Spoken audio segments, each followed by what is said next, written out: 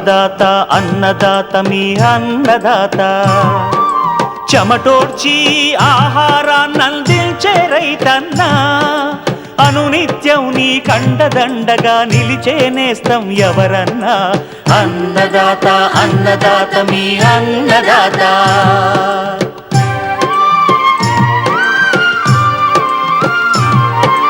నూతన రీతుల సాగుబడికి నూరింతలు పెరిగే దిగుబడికి సూచనలిచ్చే సస్య రక్షణకు పశు పోషణకి శాస్త్ర విజ్ఞానం అందించి ముందుకు నడిపే తెలుగు రైతు భారతదేశానికి మకుటం అయ్యేలా తీర్చిదిద్దే ఆశయంతో మిమ్ము మేలు కొలిపేది అన్నదాత అన్నదాత అన్నదాత మీ అన్నదాత అన్నదాత అన్నదాత మీ అన్నదాత. అన్నదాత ప్రేక్షకులకు నమస్కారం. ఈనాటి ముఖ్యాంశాలు: భూసార పరీక్షా ఫలితాల ఆధారంగా ఎరువుల యాజమాన్యం, ఆ ఇల్లు పచ్చదనాల హరివిల్లు, మిద్దె సేద్యంలో గుడివాడ విశ్రాంత ఉపాధ్యాయ దంపతుల అనుభవం, పశువుల కొనుగోళ్లు రైతులు దృష్టిలో ఉంచుకోవాల్సిన అంశాలు, ఇంకా జై కిసాన్ వ్యవసాయ సమాచారం.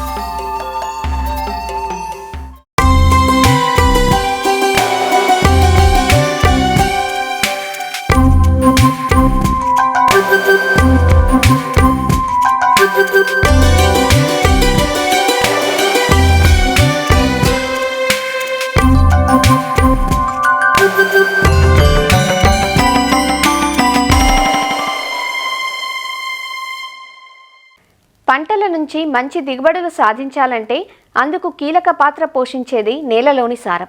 నేలలోని సత్తువను పెంపొందించడానికి వివిధ రకాల ఎరువులను వాడుతుంటాం. అందున ఇటీవలి కాలంలో ఎరువుల వాడకం విపరీతంగా పెరిగిపోయి మోతాదుకు మించి ఎరువులను విచ్చలవిడిగా వాడటం వల్ల పోషకాల అసమతుల్యత ఏర్పడి పంట దిగుబడులు తగ్గుతున్నాయి. అంతేకాదు, భూభౌతిక స్థితిగతులు దెబ్బతిని నేలలు చౌడుబారుతున్నాయి.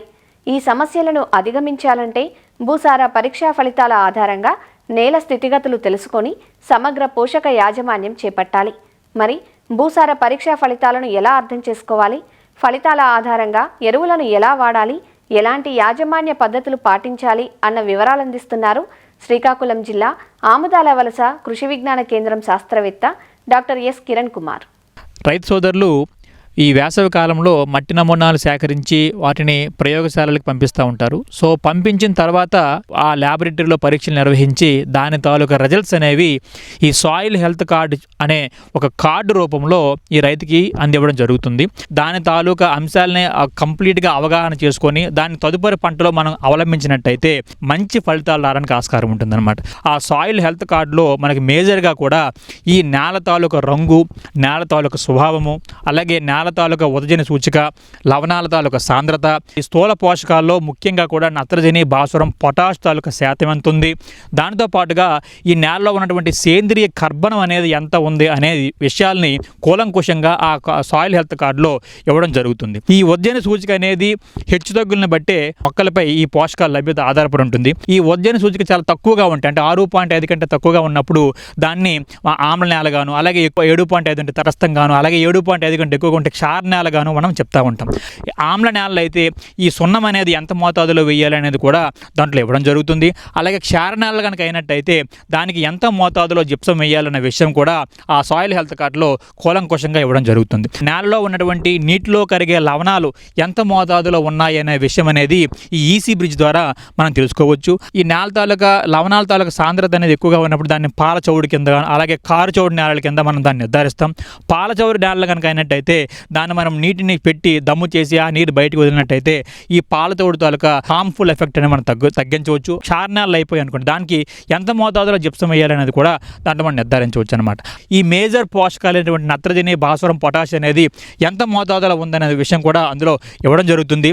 నత్రజని విషయానికి వచ్చినట్టయితే ఒక ఎకరాకు 112 కిలోల కంటే తక్కువ ఉన్నప్పుడు నత్రజని తాలూకా శాతం అనేది చాలా తక్కువ, అంటే తక్కువ మోతాదులో ఉన్నట్టు. అలాగే 112 నుంచి 224 కిలో కిలోలు ఒక ఎకరాకు ఉన్నట్టయితే అది మధ్యస్థ నత్రజని కలిగి ఉన్నట్టు. అలాగే 224 కేజీల కంటే ఎక్కువ ఉన్నప్పుడు అది ఎక్కువ మోతాదులో నత్రజని ఉంది అని మనం నిర్ధారించవచ్చు అనమాట. భాస్వరం అనేది మనం 11 కిలోల కంటే తక్కువ ఉన్నప్పుడు ఒక ఎకరాకి అది మనం తక్కువ మోతాదులో భాస్వరం ఉందని నిర్ధారిస్తాం. అలాగే 11 కిలోల నుంచి 24 కిలోల వరకు కూడా ఉన్నట్టయితే అది మనకి మధ్యస్థం అనేది. అలాగే 24 కిలోల కంటే ఎక్కువ ఉన్నప్పుడు దాన్ని మనం ఎక్కువ మోతాదులో మనకు భాస్వరం ఉందని చెప్తాం. అలాగే పొటాష్ విషయానికి వచ్చినప్పటికీ మనకి నేలలో ఈ 58 కిలోల కంటే తక్కువ ఉన్నప్పుడు ఒక ఎకరాకి దాన్ని మనము తక్కువ పొటాష్ లభ్యత కలిగినటువంటి నేలల కింద. అలాగే 58 కిలోల నుంచి 136 కిలోలు అనేది ఒక ఎకరాకు ఉన్నట్టయితే దాన్ని మధ్యస్థ పొటాష్ అనేది. అలాగే 136 కిలోల కంటే ఎక్కువ ఉన్నప్పుడు ఒక ఎకరాకి దాన్ని మనము ఎక్కువ పొటాష్ లభ్యత కలిగినటువంటి నేలల కింద దాన్ని మనం విభజించవచ్చు అనమాట. మన నేలలో ఎంత నత్రజని, ఎంత భాస్వరము, ఎంత పొటాష్ ఉన్నదనేది నిర్ధారించుకొని దానికి తగ్గట్టుగా సిఫారసు చేసినటువంటి ఎరువుల మోతాదుని మనం వేసుకోవాల్సి వస్తుంది. అలాగే మనకి లభ్యమైనటువంటి నత్రజని కానీ, భాస్వరం కానీ, పొటాష్ కానీ తక్కువగా ఉన్నప్పుడు ఎంతైతే మనకి ఆచార్య ఎన్జీ రంగా వ్యవసాయ విశ్వవిద్యాలయం అనేది సిఫారసు చేసిందో దానికి 25% నుంచి 35% వరకు కూడా అదనంగా వేయాల్సి వస్తుంది. ఎప్పుడైతే మనకు నత్రజని, భాస్వరం, పొటాష్ అనేది మధ్యస్థంగా ఉంటుందో సిఫారసు చేసిన ఎరువుల మోతాదు వరకు కూడా మనం వేస్తాం. అలాగే ఎప్పుడైతే మనకి అధికంగా ఉందో సిఫారసు చేసిన ఏదైతే ఎరువుల మోతాదు ఉందో దానికి 25% తగ్గించి మనం వేసుకున్నట్టయితే తదుపరి వచ్చే పంటల మీద ఈ ఎరువులు వాడకం అనేది ఉంటుందో కూడా మనం దాన్ని బట్టి మనం నిర్ధారించుకోవచ్చు అనమాట. దీంతో పాటుగా ఈ సేంద్రీయ కర్బనం కూడా మన నేలకి ఎంతగానో ఉపయోగపడుతుంది. ఆ సేంద్రీయ కర్బన శాతాన్ని బట్టే నేల తాలూకు ఆరోగ్యము అలాగే మొక్క తాలూకు ఆరోగ్యం కూడా ఆధారపడి ఉంటుంది. నేలలో మనకి సేంద్రీయ కర్బనం అనేది ఎంత ఎక్కువగా ఉంటే మన నేల అంత సారంగాను అలాగే మొక్క తాలూకు ఆరోగ్యం అంత బాగుంటుంది. సేంద్రీయ కర్బనం అనేది 0.5% కంటే తక్కువ ఉంటే మన నేలలో సేంద్రీయ కర్బనం తక్కువ మోతాదులో ఉన్నట్టు. అలాగే 0.5 నుంచి 1% వరకు కూడా ఉన్నట్టయితే అది మనకి మధ్యస్థంగా ఉన్నట్టు.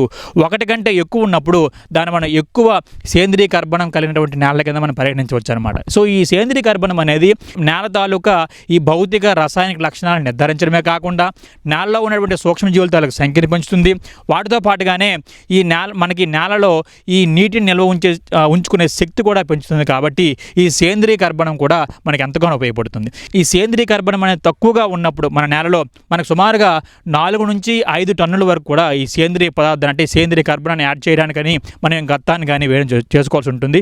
అలాగే మనకు మధ్యస్థంగా ఉన్నప్పుడు 2 నుంచి 3 టన్నుల వరకు కూడా సేంద్రీయ పదార్థం అనేది నేలకి అందించాల్సి ఉంటుంది. సో ఈ విధంగా సాయిల్ టెస్ట్ బేస్డ్ మనం ఫెర్టిలైజర్ రికమెండేషన్ చేసినప్పుడు ఏమవుతుందంటే ఈ పర్యావరణాన్ని సమతుల్యాన్ని కాపాడవచ్చు, నేల సారాన్ని కాపాడవచ్చు, అలాగే మనం పెట్టుబడులు కూడా తగ్గించుకొని మంచి లాభాలు పొందడానికి ఆస్కారం అనేది ఉంటుంది.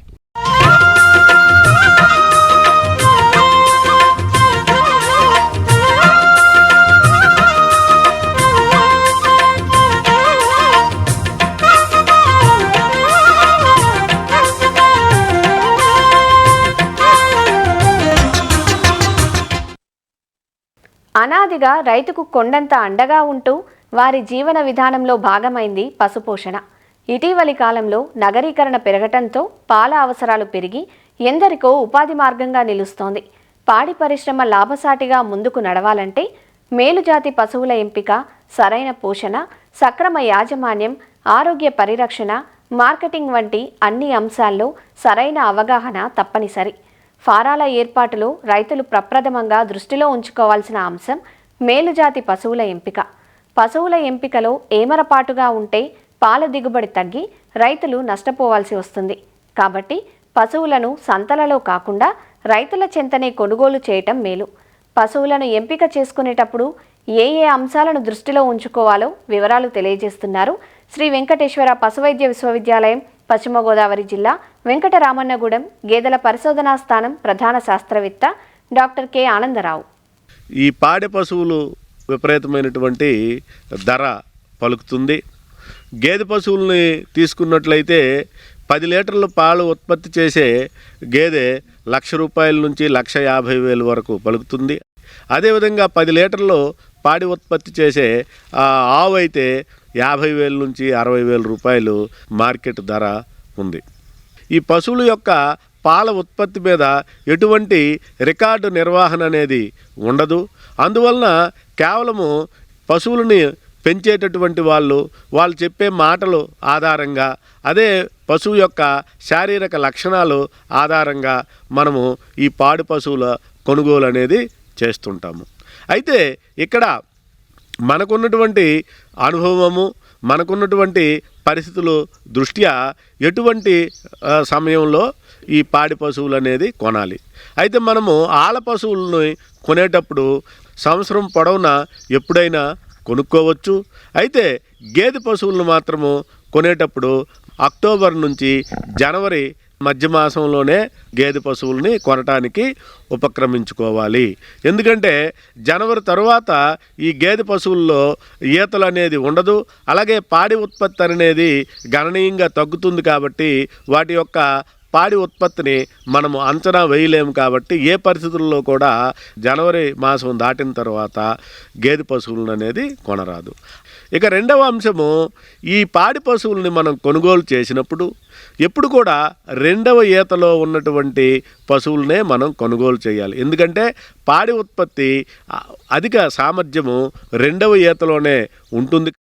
ఇక మూడవ అంశం ఏంటంటే, రెండవ ఈతలో మనము ఎంపిక చేసుకున్నటువంటి పశువుల్ని తీసుకున్నట్లయితే ఈనినటువంటి నెల లేదా 2 నెలల్లోనే మనము పాడి పశువులను కొనుగోలు చేయాలి. ఎందుకంటే ఈ నెల 2 నెలల్లోనే వాటి యొక్క అత్యధిక ఉత్పత్తి సామర్థ్యం అనేది మనము అంచనా వేయగలుగుతాము. కాబట్టి ఈనినటువంటి నెల 2 నెలల్లోనే ఈ పాడి పశువులు అనేది కొనుగోలు చేయాలి. తర్వాత ఏ పరిస్థితుల్లో కూడా సంతల్లో పశువులు కొనరాదు. రైతు చెంతనే మనము పశువులను కొనాలి. 4వ అంశం ఏంటంటే, రైతుల వద్ద తీసుకునేటప్పుడు 3 పూట్ల పాలని సరాసరి అంచనా వేసి అప్పుడు మాత్రమే మనము ఆ పాడి పశువుని కొనాలి. ఏ పరిస్థితుల్లో కూడా సూడి పశువుల్ని కొనరాదు.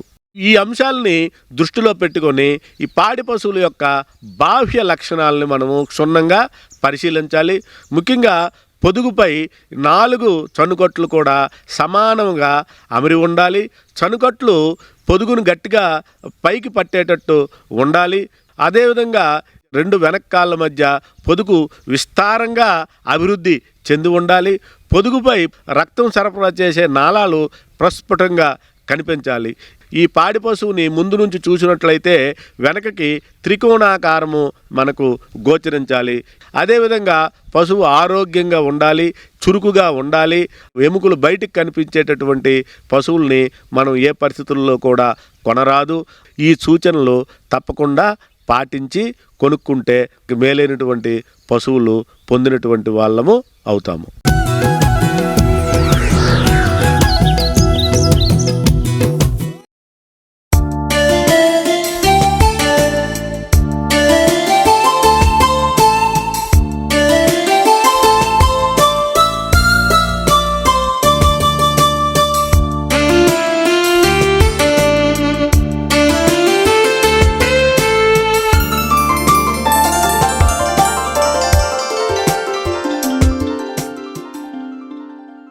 రసాయనాలతో నిండిన వ్యవసాయ ఉత్పత్తులను బయట నుంచి కొంటే అనారోగ్యాన్ని కొని తెచ్చుకోవటమే అని గ్రహించిన ఎందరో ఔత్సాహికులు తామే సొంతంగా సేంద్రియ విధానాలలో ఇంటి వద్దే పంటలను పండించుకుంటున్నారు. కొద్దిపాటి స్థలం ఉన్నవారు సైతం ఆకుకూరలను పెంచుకొని ఆరోగ్యాన్ని కాపాడుకుంటున్నారు.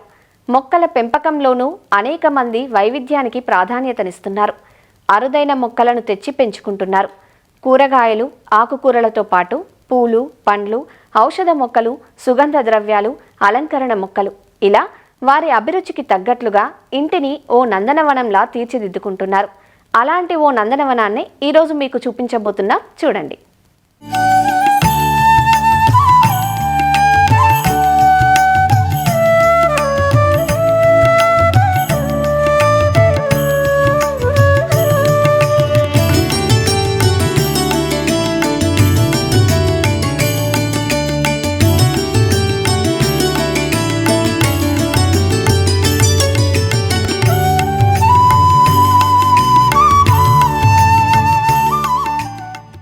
తాము పండించుకున్న పంటను మురిపెంగా కోతలు చేస్తున్న వీరు పులవర్తి రత్నదీక్షితులు, జ్యోతి. ఇద్దరూ విశ్రాంత ఉపాధ్యాయులే. గుడివాడలోని ఏలూరు రోడ్లో దర్శనమిస్తుంది ఈ నందనవనం. మొత్తం 9 సెంట్ల విస్తీర్ణంలో ఇంటిని 3 సెంట్లలో నిర్మించుకుని మిగిలిన స్థలాన్ని ఇలా మొక్కలతో నింపేశారు ఈ ప్రకృతి ప్రేమికులు. గత 30 సంవత్సరాల నుంచి మొక్కల పెంపకం చేపడుతున్నా ఉద్యోగ విరమణ అనంతరం పూర్తి సమయాన్ని మొక్కల పెంపకం కోసమే కేటాయిస్తున్నారు. ఇంటి ముందు, మెట్లపైన, డాబాపైన కలిపి మొత్తం 1000కి పైగా మొక్కలున్నాయి ఇక్కడ. పూలు, పండ్ల మొక్కలు, ఆకుకూరలు, కూరగాయలు, అలంకరణ మొక్కలు, ఔషధ మొక్కలు ఇలా అన్ని రకాలకు స్థానం కల్పించారు. రసాయనాలకు తావు లేకుండా వంటింటి వ్యర్థాలు, ఎండుటాకులను సేకరించి సొంతంగా ఎరువులు తయారు చేసుకుంటున్నారు. ఆరోగ్య సంరక్షణతో పాటు పర్యావరణ పరిరక్షణ కోసం ప్రతి ఒక్కరూ మొక్కల పెంపకం చేపట్టాలంటూ తమ అనుభవాలను ఇలా తెలియచేస్తున్నారు. ఇంటిలో కావాల్సిన కూరగాయలు పెంచుకోవాలనేది ఒక ఆలోచన. పెరట్లో ఉన్నటువంటి ఆనందం, పెరట్లో పండినటువంటి ఆహారం తీసుకోవటం అనేది మేము ప్రారంభం నుంచి చేస్తున్నాం. పర్టికులర్గా మేము శాకాహారమే తీసుకుంటాం. అందు గురించి అని మాకు కావాల్సిన మొక్కల నుంచి కావాల్సినటువంటి సేకరించుకుని మేము చేసుకుంటున్నాం. మందారాలు పెంచారు, పళ్ళ వృక్షాలను కూడా పెంచారు. సీతాఫలం మొక్కల నుంచి కూడా మంచి ఫలాలు తీసుకున్నాం. ప్రారంభం నుంచి కూడా అసలు రసాయన ఎరువులు అనేది ముట్టుకోవాలి. మా ఇంట్లో కావలసినటువంటి వేస్టేజ్తోనే మేము పెంచుకుంటాం అనేది స్టార్ట్ చేసాం. పులిసిపోయిన మజ్జిగ, వేప నూనె ఎక్కువగా ఉపయోగిస్తామండి. మా కూరగాయల్లో అసలు పుచ్చు అనేది ఎప్పుడు గమనించలేం. మేము ఆకులో కూడా మచ్చలు అనేవి కూడా గమనించలేం. బయట తెచ్చుకున్న కూరగాయలు ఏమైనా ఉంటే వండితే సాయంత్రానికే వాటి విలువలు కూలిపోయాయి. మా దగ్గర ఉన్నటువంటి కూరగాయలతో మేము వండుకుంటే అవి చాలా బాగుంటాయి. దొండకాయ కూర వండితే అద్భుతంగా ఉంటుంది. వంకాయలు, టమాటాలు, పచ్చిమిరకాయలు బాగా పోస్తాయండి. ఉద్యోగం చేసేటప్పుడు తక్కువ సమయం చేసేవాళ్ళం. రిటైర్డ్ అయిన తర్వాత పూర్తి సమయం ఉపయోగిస్తాం. మార్నింగ్ 7కి ఎంటర్ అయితే మొక్కల్లోకి 1 గంట 2 అవుతుంది భోజనానికి వెళ్ళేటప్పటికి. మళ్ళీ సాయంత్రం 4కి ఎంటర్ అయితే 7, 5 ఆ ప్రాంతాల వరకు మొక్కల్లోనే తిరుగుతూ ఉంటాం, పనిచేస్తూ ఉంటాం. కావలసిన పోషణ చూస్తాం. బయట కూరగాయలకి మేము ఇచ్చిన కూరగాయలకి ఉన్న తేడా తెలుసుకున్నారు, గ్రహించారు. కనుక వాళ్ళు కూడా పెంచడం ప్రారంభించారు. ఖాళీ స్థలంలో ఉన్నటువంటి ప్రతి మొక్కను పెంచితే మనకి పర్యావరణంలో చాలా మంచి వాతావరణం ఏర్పడుతుంది. వేసవికాలంలో మా ఇంట్లో ఎంతో కొంత చల్లదనం కనిపిస్తుంది. టీచర్గా మేము పిల్లలకి ఎలా నేర్పాము, ఎలా పోషించాము, వాళ్ళకి ఎలా చెప్పుకొచ్చాము, అలాగే ప్రతి మొక్కను కూడా పోషించాం. ప్రతి మొక్కను కూడా జాగ్రత్త చేసుకున్నాం. ప్రతి మొక్కకి ఎటువంటి చీడపీడలు లేకుండా జాగ్రత్తగా గమనించి చేసుకున్నాం. నాకు మొక్కలు పెంచడం అనేది చిన్నప్పటి నుండి అలవాటండి. ఫస్ట్ నేను స్టార్ట్ చేసింది ఏంటంటే టేబుల్ రోజెస్. అవి దారి పొడవునా నేను పెట్టి చక్కగా రంగురంగులు ఉండేవి. అప్పుడు కూడా అలా పెంచడం స్టార్ట్ చేశాను. ఆ తర్వాత ఏమైందంటే ఇక్కడ బిల్డింగ్ కట్టారు. ఆ పైన టెర్రస్ మీద కూరగాయలు పెంచడం అలవాటు అయిందన్నమాట. అప్పటి నుండి కూడా దాదాపు 30 years నుండి మొక్కలు పెంచుతున్నా. కానీ నేను రిటైర్డ్ అయిన తర్వాత బాగా ఎక్కువైపోయిందనమాట. అంటే కూరగాయలు ఏంటి, మరి పాదులు, కూరగాయలు, మెడికల్ ప్లాంట్స్, ఇండోర్ ప్లాంట్స్, రకరకాల పూల మొక్కలు చాలా పెంచడం అలవాటు అయిపోయింది. దాదాపు మొక్కలన్నిటికీ నీళ్ళు పట్టడానికి ఒక 2 hours అన్న పడుతుందండి. అది కూడా పైప్తో పడితే. ఫెర్టిలైజర్స్ కలిపి పోయాలంటే దాదాపు 3 hours పైనే పడుతుంది. దాదాపు నా దగ్గర ఫ్రూట్ ప్లాంట్స్ ఒక 50 రకాల పైనే ఉన్నాయి. మందారాలే ఒక 50 ఉన్నాయి. మరి రేర్ ప్లాంట్స్ ఎక్కడా లేని ఇక్కడ ట్రావెలర్స్ పామ్ అని ఇది ఉంది. ఈ చెట్టు అది ఎక్కడా ఉండదండి. అదొకటి. ప్రిన్సెస్ వైన్ అని ఒక మొక్క ఉంది. Flower plant. తర్వాత కిందకి ఇట్లా ఓడల్లాగా ఉంటుంది, అది కూడా ఉంది. బర్డ్ ఆఫ్ పారడైజ్, మిరియాల చెట్లు. మా ఇంట్లో ఉన్నటువంటి మెడికల్ ప్లాంట్స్ అవి మేము తప్పకుండా ఇంట్లో యూజ్ చేస్తుంటాం. ఇప్పుడు తులసి ఉందనుకోండి, తులసి ఆకులు, అల్లం, కొంచెం అల్లం, మిరియాలు అవి కషాయం కాసుకొని వాడుతూ ఉంటాం. తర్వాత తమలపాకు రసం, మరి వామాకు. నేను రసాయనిక ఎరువులంటూ ఏది కూడా మా మొక్కలకి ఇవ్వను. ఎందుకంటే అంతకు బదులు మనం బయటే కొనుక్కొని తినొచ్చు కదా. అందుకని మనం కడుగు నీళ్ళు, కూరగాయలు తొక్కలు, లేకపోతే పండ్ల తొక్కలు, మరి బియ్యం నీళ్ళు, ఇవన్నీ పప్పులు కడిగిన నీళ్ళు, ఇవన్నీ కూడా ఒక వారం రోజుల వరకు అలా నిలవ ఉంచేసి దానిలో ఒక చిన్న బెల్లపు గడ్డ వేసి వాటిని వారంలో ఒక్కసారైనా కనీసం ఆ నీళ్ళు ఇస్తాను. ఆ తర్వాత ఆకులు, చెత్త ఇదంతా చాలా వస్తుంది కదండి వచ్చింది, ఆ చెత్త చెదారం అంతా కూడా నేను కంపోస్ట్ చేసుకుంటాను. ఇలా మనం రసాయనిక ఎరువులు వాడుకోకుండా సహజ సిద్ధంగా మనం తయారు చేసుకున్నటువంటి ఎరువులు వాడటం వలన మంచి కూరగాయలు తీసుకుంటాం. కాబట్టి అందరూ కూడా మనకు తగిన కూరగాయలు, మనకు తగినటువంటి స్థలంలో తగిన కూరగాయలు పెంచుకొని అందరూ మంచిగా గార్డెన్ పెంచుకోవాలని నా ఆశ అండి. నేను కూడా కొన్ని మొక్కలతో స్టార్ట్ అయిన ప్రయాణం ఈరోజు 250 మొక్కల దాకా దాటినాయి. మన గుడివాడ పులవర్తి జ్యోతి గారని వారింటికి మేము ఇక్కడ విజిట్గా ఒక టీమ్గా వచ్చాం. అయితే మేము ఇక్కడ ఇంటిలోకి ఎంటర్ అవుతుండగానే మేము ఒక గార్డెన్లోకి ఎంటర్ అవుతున్నట్టు కాకుండా ఏదో ఒక హోలీ ప్లేస్లోకి ఎంటర్ అయినట్టు మాకు ఆ అనుభూతి కలిగింది. ఎందుకంటే ఇక్కడ చూస్తున్నటువంటి మొక్కలు అనేకమైనటువంటి విలువైన మొక్కలను మేము ఇక్కడ చూస్తున్నాం. పూల మొక్కల్లో అనేకమైనటువంటి రకాల పూల మొక్కలు, పండ్ల మొక్కలు, ఔషధ మొక్కలు, క్రిందే కాకుండా మెట్లెక్కేటప్పుడు కూడా మమ్మల్ని ఆహ్వానిస్తూ అనేక పూల మొక్కలు, అలాగ టెర్రస్ పైకి తీసుకెళ్ళి టెర్రస్ పైన కూరగాయ మొక్కలు ఏ విధంగా పెంచుకోవాలి, వాటి పరిరక్షణ ఎలా చేయాలి అనేది వారి ద్వారా మేము చాలా నేర్చుకోవడం జరుగుతుంది. ఇక్కడ ఇన్ని వందల మొక్కలు ఉన్నాయి. ఎక్కడా కూడా మేము ఒక పెస్ట్ అనేది కూడా మేము ఎక్కడ చూడలా, ఒక మొక్క వడిలిపోవడం అనేది చూడలా, ఒక మొక్క వంగిపోవడం అనేది చూడలా. ప్రకృతి ఇచ్చేది మనకి చాలా విలువైనది. అందాన్ని ఇస్తుంది, ఆరోగ్యాన్ని ఇస్తుంది, ఆహ్లాదాన్ని కలగజేస్తుంది. మీ ఇంటిలో 1, 2 లేదా 3 మొక్కలు పెంచుకోండి. మీ ఆరోగ్యాన్ని మీరు కాపాడుకోండి.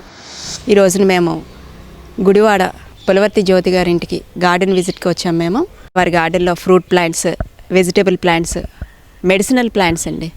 వారి గార్డెన్లో ఒక దాదాపు 40 నుంచి 50 రకాలైతే మందారాలు నేను గమనించాను.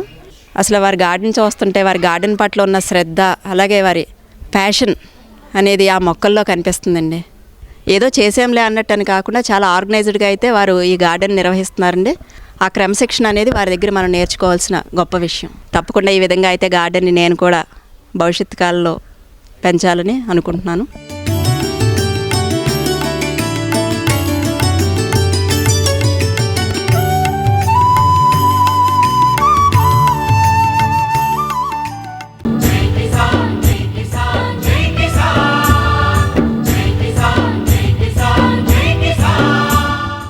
వ్యవసాయ సమాచారం ఇప్పుడు జై కిసాన్లో చూద్దాం. కలల పంటగా, ఆర్థిక ఆదాయ వనరుగా గత 20 ఏళ్లుగా రైతుల ఆదరణ పొందుతోంది కోకో పంట.